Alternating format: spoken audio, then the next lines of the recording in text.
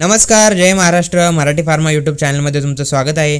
चॅनलवरती नवीन असाल तर चॅनलला सबस्क्राईब करायला विसरू नका आणि अशाच प्रकारच्या नवीन विविध वॅकन्सीसाठी आपल्या चॅनलला सबस्क्राईब करून ठेवा, जेणेकरून तुम्हाला व्हिडिओ सर्वप्रथम बघायला मिळून जाईल. तर मित्रांनो, राष्ट्रीय केमिकल फर्टिलायझेशनकडून एक वॅकन्सी प्रसिद्ध करण्यात आलेली आहे. चेंबूर मुंबईसाठी वॅकन्सी राहणार आहे. ऑल इंडियाचे कॅन्डिडेट ह्यासाठी एलिजिबल असणार आहेत. काय असणार आहे वॅकन्सी, कोणते कोणते पद असणार आहेत, काय असणार आहे सिलेक्शन, याची संपूर्ण डिटेल माहिती आपण या व्हिडिओमध्ये आज बघणार आहोत. तर मित्रांनो, ह्यासाठी टोटल 7 पदांसाठी वॅकन्सी आलेली आहे. तर त्यासाठी पहिलं पद असणार आहे operator trainee. Number of vacancy राहणार आहे 54. क्वालिफिकेशन लागणार आहे full time and regular BSc from recognise university. जर BSc झाले असेल तुम्ही इथे पात्र राहणार आहात. मिनिमम तुम्हाला 55 मार्क्स लागणार आहे. SC ST कॅटेगरीसाठी मिनिमम 50 मार्क्स इथे राहणार आहे. दुसरं जे पद असणार आहे ते असणार आहे मित्रांनो बॉयलर ऑपरेशन ग्रेड 3चं पद राहणार आहे. नंबर ऑफ वॅकन्सी राहणार आहे 3. क्वालिफिकेशन लागणार आहे SSC. तुमची 10वी झाली असेल तर तुम्ही इथे पात्र असणार आहात. त्याचबरोबर तुम्हाला certificate of competency as a boiler attendant of second class issue by director of steam boiler and chairman to the board examiner respective state government, हे तुमचं क्वालिफिकेशन इथे लागणार आहे.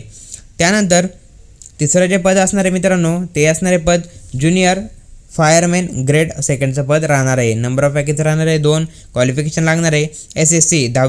10वी सोबत तुम्हाला 6 मंथ फुल टाईम फायरमॅन सर्टिफिकेट कोर्स तुम्हाला इथे लागणार आहे. म्हणजे जर तुमची 10वी झाली असेल त्याचबरोबर तुम्हाला 6 मंथचा एक कोर्स इथे लागणार आहे. जर तो झाला असेल तुम्ही इथे पात्र राहणार आहात.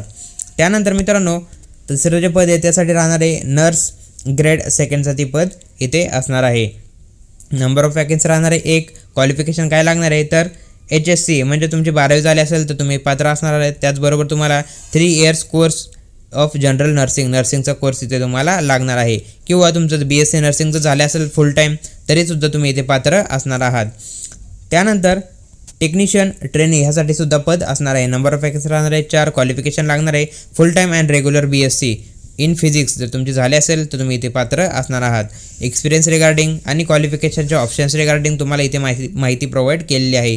ती माहिती तुम्ही एकदा डिटेलमध्ये बघून घ्या. त्यानंतर टेक्निशियनसाठी पदसुद्धा इथे राहणार आहे. नंबर ऑफ वॅकन्सी असणार आहे 2.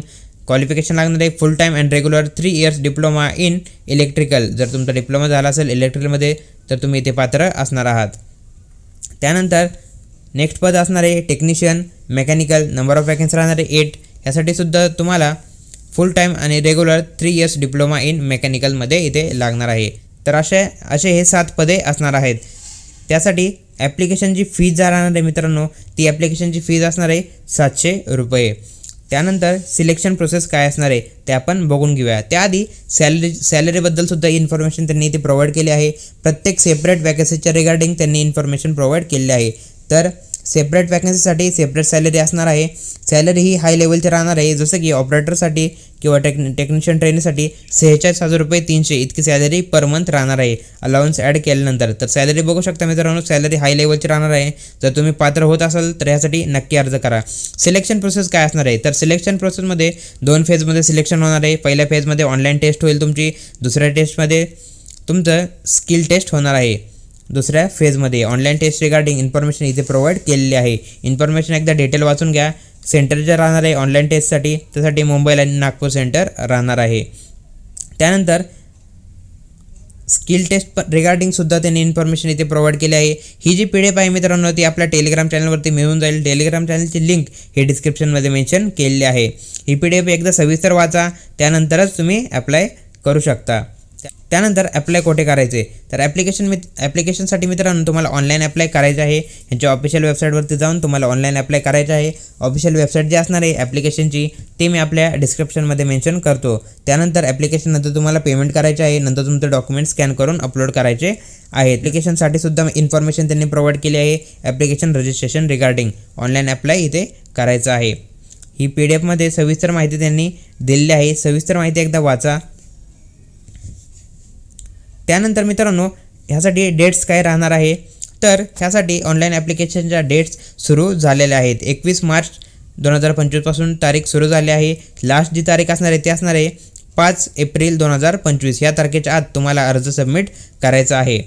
तर अशा प्रकारे मित्रांनो ही जी वॅकन्सीची अपडेट आहे ही आज आपण डिटेल बघितली आहे आणि अशाच नवीन विविध वॅकन्सीसाठी आपल्या चॅनलला सबस्क्राईब करून ठेवा।